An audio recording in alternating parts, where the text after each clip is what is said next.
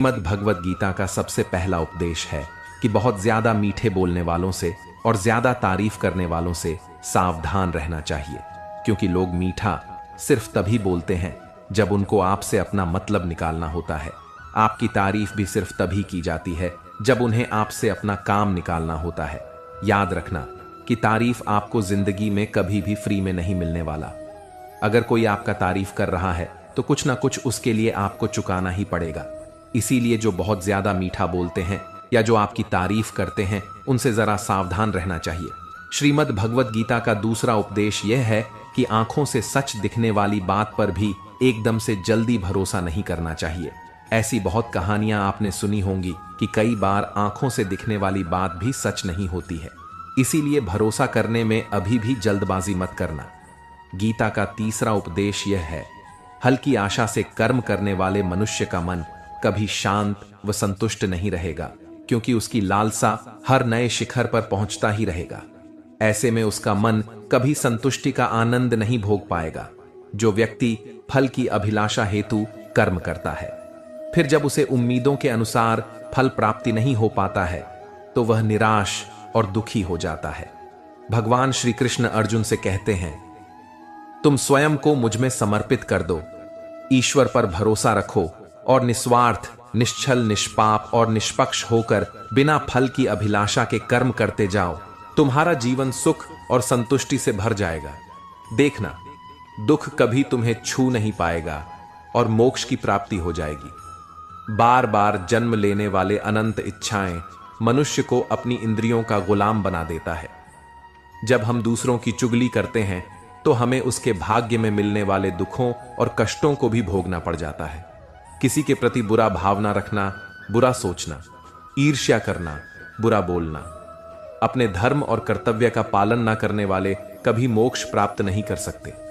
कर्म अच्छा हुआ तो फल अवश्य मिलेगा और कर्म बुरा हुआ तो दंड भी अवश्य मिलेगा। मैं भूतकाल, वर्तमान और भविष्य में होने वाली प्रत्येक घटना के हर परिणाम को देख सकता हूं। इसलिए परिणाम की चिंता छोड़कर अपने कर्म को निरंतर करते रहो।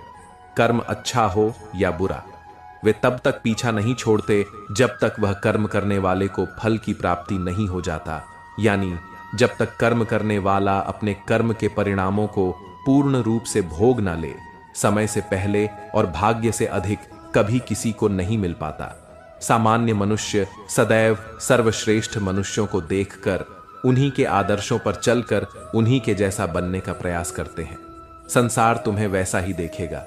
जिस मानसिक दृष्टि से तुम संसार को देखते हो, बुरी आदतें, बुरी चीजें और बाहरी सुंदरता के प्रति मनुष्य तब आकर्षित होता है जब वह अपनी इंद्रियों का गुलाम हो जाता है।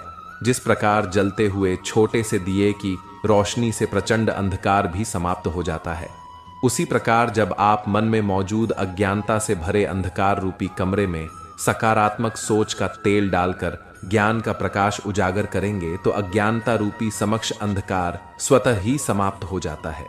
श्रीमद् भगवत गीता का चौथा उपदेश यह है कि लोगों में अपना सहारा ढूंढना छोड़ दो।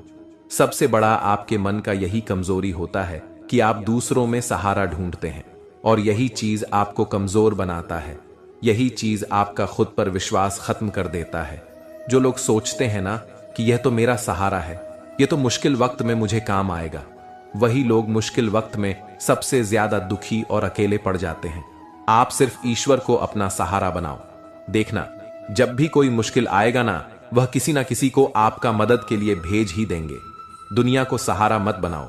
जो खुद अपने लिए सहारा ढूंढ रहे हैं वह आपका सहारा कैसे बनेंगे?